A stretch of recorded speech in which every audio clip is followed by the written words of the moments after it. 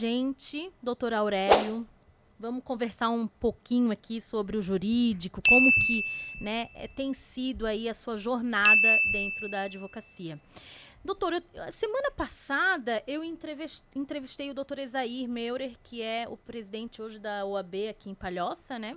A gente teve um bom bate-papo, até inclusive a gente tinha uma perita judicial e mais uma advogada de Florianópolis. E a gente falou muito sobre a questão do Brasil ser o país com maior número de advogados atuando no mercado. Né? Então, assim, é um número muito grande. Sabia, Ricardo, sobre isso?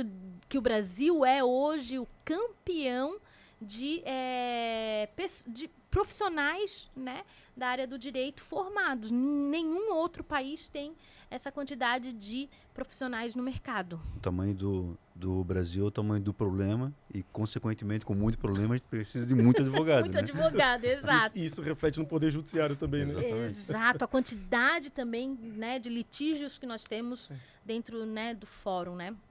E aí eu pergunto para o doutor, hoje, para aqueles advogados que se formam, recém-formados, porque aqui, intrinsecamente, nós temos o doutor formado já com a OAB, o Ricardo também formado, Sim. com formação. Chegou a tirar a OAB, Ricardo? Não, eu sou bacharel. Eu também sou bacharel em Direito, fiz na Anhanguera até, inclusive.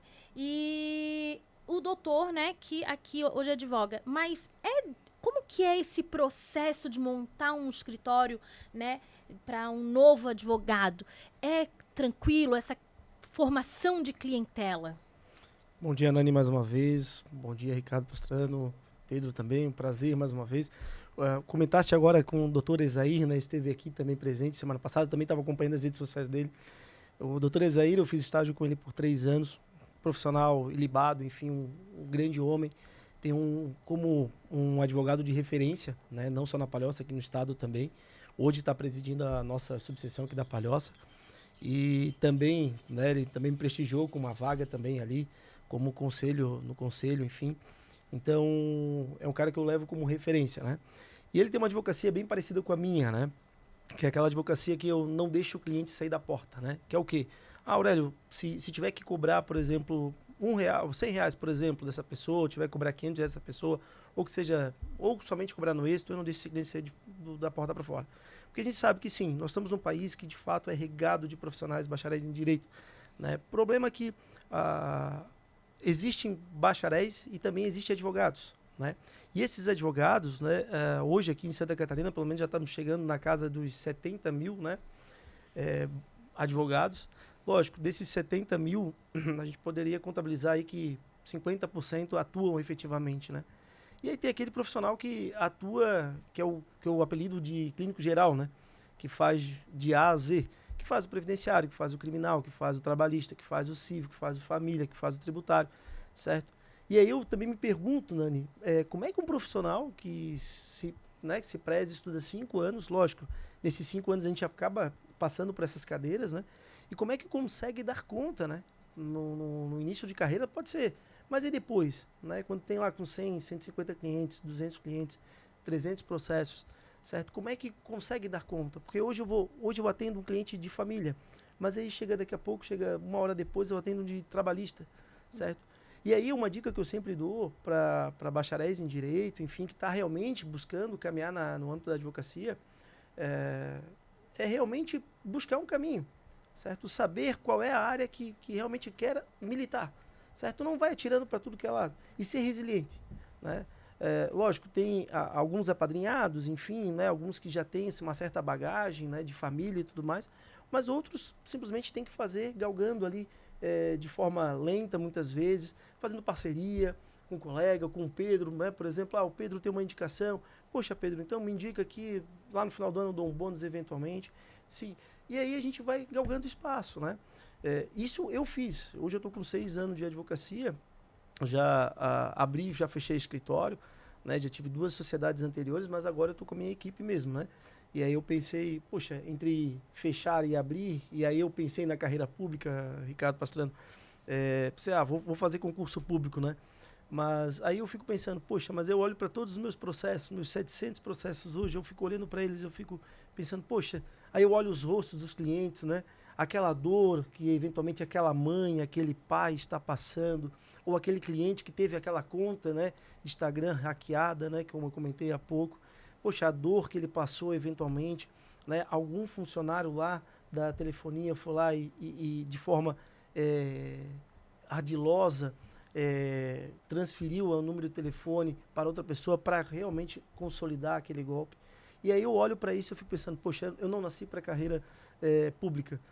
Lógico, hoje como presidente do partido e ainda mais presente também no campo político aqui da Palhoça, eu vejo que política a gente faz no dia a dia. Né? O Pedro faz política no seu dia a dia, o Ricardo Pastrano também, a Nani também faz política no dia a dia. Então, às vezes a gente, intuitivamente, a gente está fazendo política, certo? A famosa política de boa vizinhança, às vezes um bom dia, uma boa tarde.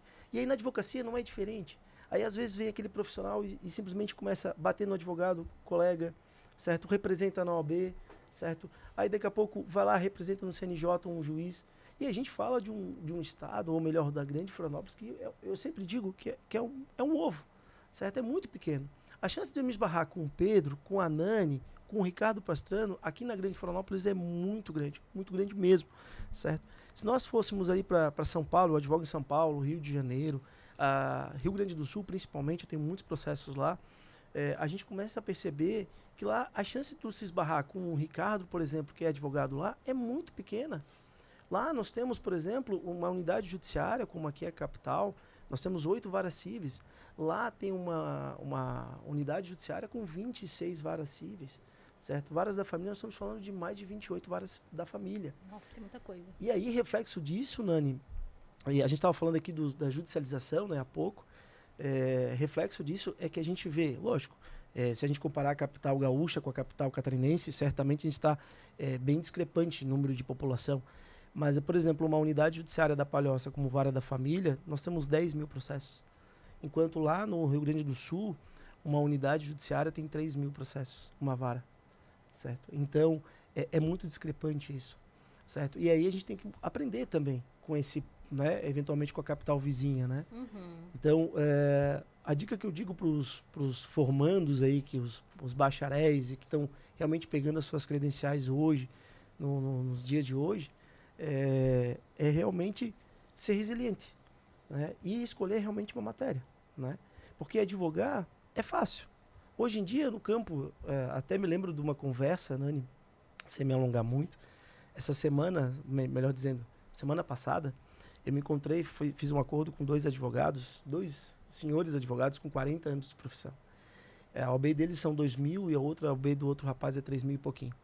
E aí ele falou assim, Aurélio, naquela época era difícil, né, advogar porque a gente tinha máquina de escrever, a gente não tinha essa facilidade, que é dar um Google e pesquisar dano moral, por exemplo. Uhum. Certo? E aí, antigamente não tinha isso. Antigamente o advogado tinha que ir no fórum tirar o processo em carga. Hoje não. Hoje está tudo online. E hoje o número de advogados é muito maior. Então, por exemplo, o que eles falaram? Aurélio, hoje é muito mais difícil advogar? Também é difícil advogar, né? Por quê? Às vezes eu vou lá, fecho um cliente, ou cobro de um cliente R$5.000 para fazer um processo de guarda, alimentos e visita, eventualmente. Aí o meu coleguinha do vizinho, eventualmente, ou um colega de profissão, vai lá e fecha por R$1.500. Eu tive um caso recente no escritório, que eu cobrei R$10.000 de um cliente. Aí depois de 2 dias, eu soube que a pessoa que me indicou, através dessa pessoa que me indicou, que ele fechou com uma advogada, aqui também da região, por R$2.500. E aí eu fico pensando, poxa, mas que trabalho que vai entregar? Mas não tem uma tabela? Existe, não existe.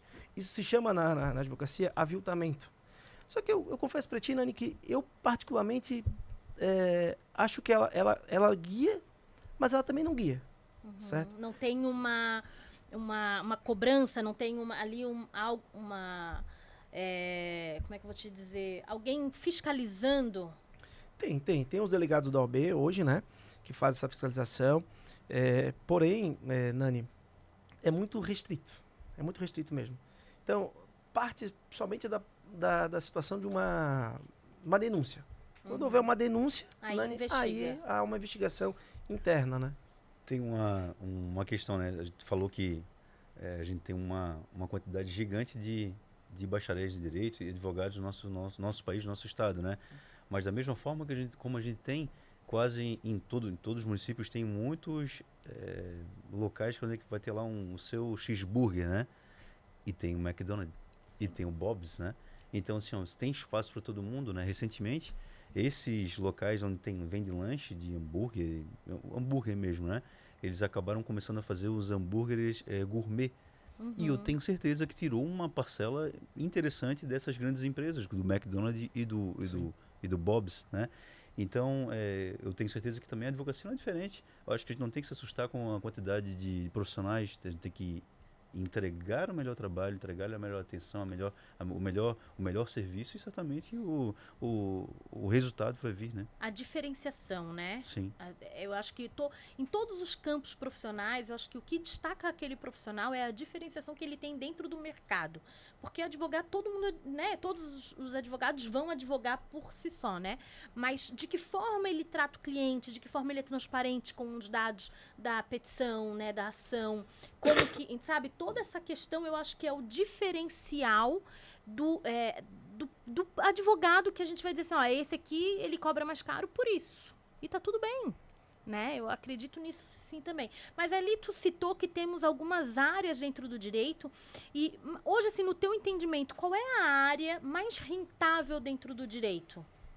Bom, Nani, eu não posso dizer de outras áreas, né? Mas hoje, por exemplo, no meu escritório, ele comporta praticamente todas as áreas, né? Então, hoje, no meu escritório, o Aurélio atua no direito de família, né? Sucessões, responsabilidade civil, e estou fazendo uma pós agora no Sesusc em imobiliário, né? Também já tive imobiliário por 8 meses, mas aí me deu muita dor de cabeça, né? E acabei vendendo, né? Então, dentro da área civil, Nani, dentro do meu campo de atuação hoje, eu vejo que dá para ganhar dinheiro. Dá sim. Lógico, tem os estereótipos que é implantado, né? O Ricardo Pastrana, né? Quando faz academia, geralmente, porque eu vou pro criminal, porque o criminal é aquele âmago, aquele anseio de... O filme, né? É o filme, é aquele desejo. Nossa, eu vou ganhar dinheiro no criminal. Mas não é. Toda área vai ter suas peculiaridades, suas variáveis, certo?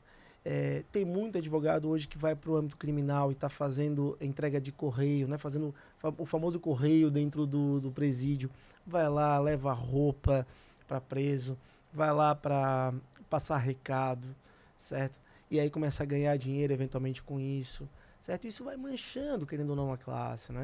E a gente tem o previdenciário, que eu vejo que há uma grande ascensão no previdenciário também, né? Sim, e sim. hoje, assim como a gente tem aqui, também vejo que ainda se fala pouco, mas acho que é uma área que, juntamente com o direito empresarial, é também o direito cibernético, né? Das questões da cibersegurança também, né? A gente tem aí também eu acho que são... hoje, novas situações que a gente tem dentro do direito, né? Sim, sim, Nani. E é muito importante esse tema também, Nani, porque vamos dizer, os criminosos, né? Hoje, antigamente, a gente só ouvia falar em furto, homicídio, roubo, eventualmente. Hoje a gente vê criminosos, cybercrimes, etc. e tal. E aí começa a partir, mas como é que funciona? Eu assisti o Fantástico noite passada e, mais uma vez, já faz o segundo ou terceiro domingo que eu assisti, e todo domingo, nesses últimos 3, falavam sobre crimes cibernéticos. E aí falavam que enviavam um link e aí roubavam os dados da pessoa. Um outro que está muito em voga agora, em ano eleitoral, que fizeram um link no TRE convocando os mesários. Aí a pessoa recebe um e-mail, clica no e-mail e lá automaticamente já é furtado, digamos assim, os dados da pessoa. Certo? Ela preenche uma ficha e ali ela já vai. Quando ela envia, já vai para a pessoa. O direito digital, né? O direito digital. Então, eu tenho uma pergunta para te fazer. O que acontece? Eu vi foi no Fantástico também, que era de um fórum de um Reddit, onde reuniu, né, uns adolescentes e foram para uma outra plataforma de comunicação, né? Que agora eu não me lembro o nome. E o que aconteceu? Teve um adolescente ali, adolescente que nada, né, já tem 18 anos. Ele conseguiu fazer a cabeça de uma outra adolescente de 15 anos, se eu não me engano, 16 anos, e conseguiu fotos íntimas dela. Só que fez com que ela, né, enviasse. Só que daí ele começou a chantagear ela, dizendo que vai enviar as fotos pra internet, não sei o que, blá blá blá. Aí a minha pergunta é o seguinte, o que que acontece com esse camarada que pega seus adolescentes, tiram fotos íntimas dela e depois ficam chantageando, né?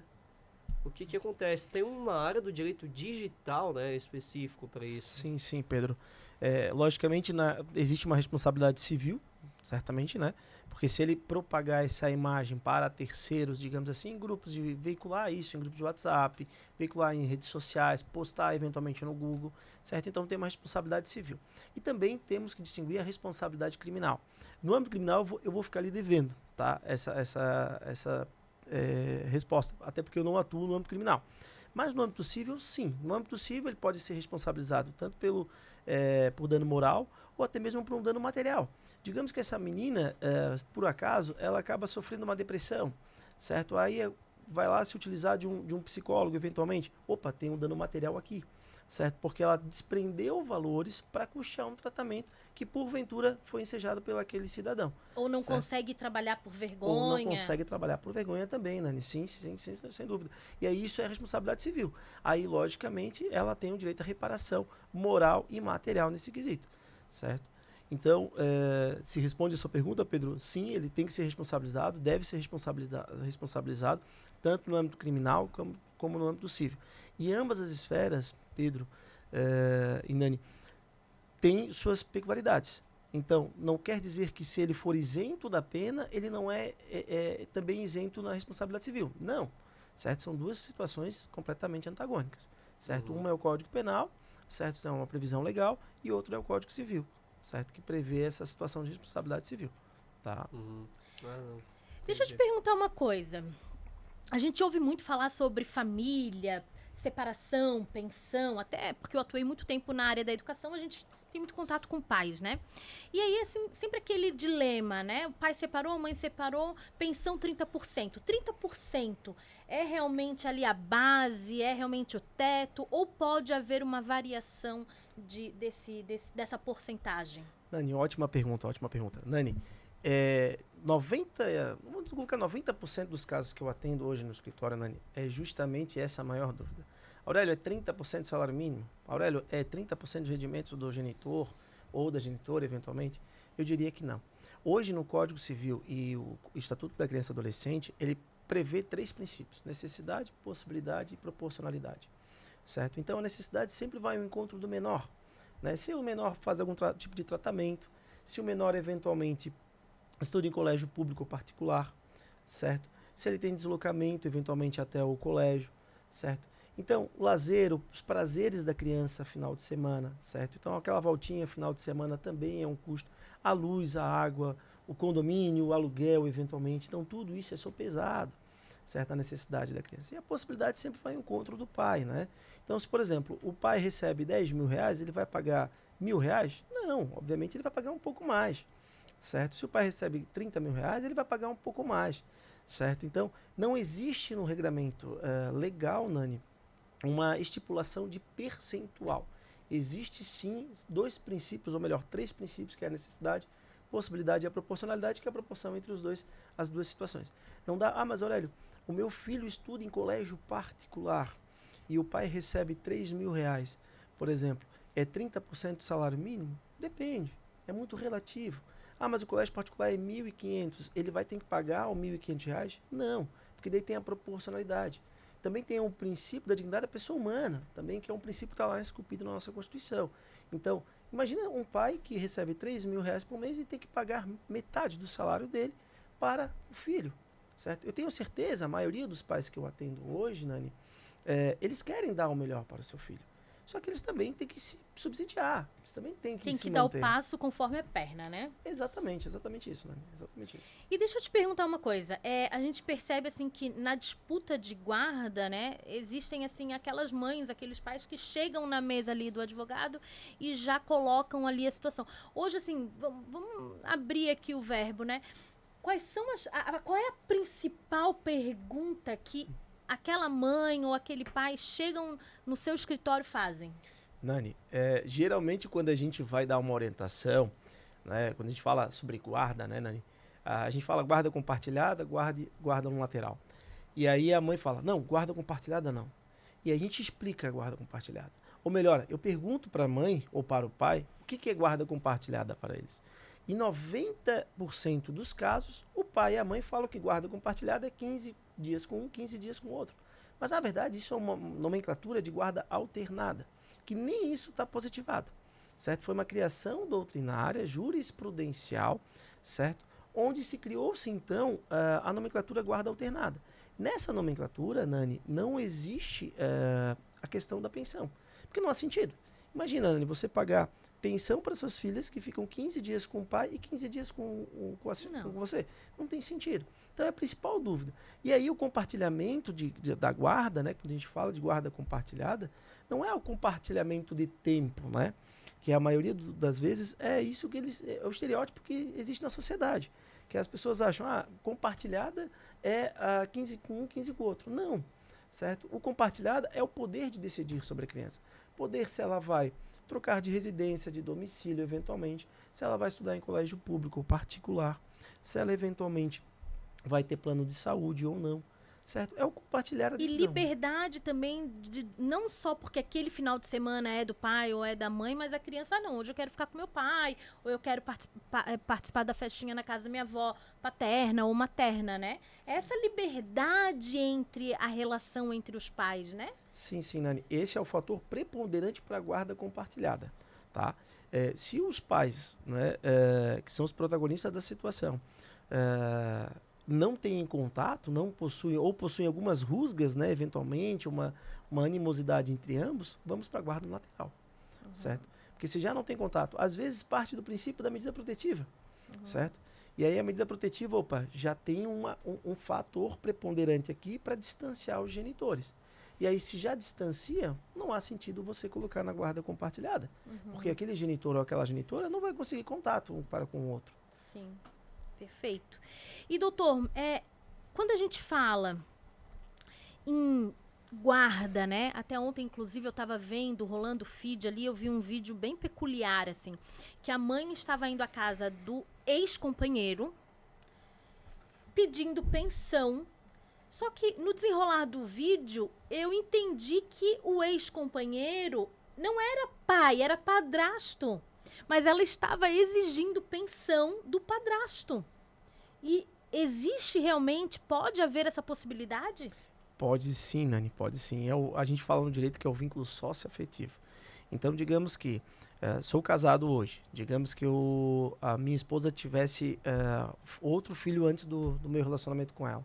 E eu me intitulo como pai hoje, mas padrasto, né, ali no papel. Se um dia, diante do vínculo que eu tiver com essa criança, eu houver uma ruptura do relacionamento, Nani, sim, eu posso ter que contribuir, né, mensalmente através de uma pensão fixada para a criança, não para a genitora, certo? Então é o vínculo socioafetivo. Né? Existe, está lá também na legislação, também teve recentes alterações no Código Civil nesse quesito. Então, também é passível, sim, de também contribuir. Tá, na pensão. Até, inclusive, os comentários eram o seguinte. Tá aí, ó, o motivo para não se relacionar com mãe solteira com filho. Né? Então, assim, as pessoas têm que ter esse também... E no vídeo, doutor, ele ainda coloca a mulher gravando e a mãe do rapaz diz assim, mas ele cuidou do seu filho, ele é padrasto, ele cuidou do seu filho como um pai. Eu, assim, pronto. Deu a prova que ela queria. Exatamente isso. Deu a prova que ela queria. Doutor, a gente tem muito assunto aqui, principalmente da vara da família, sobre, né, questões familiares.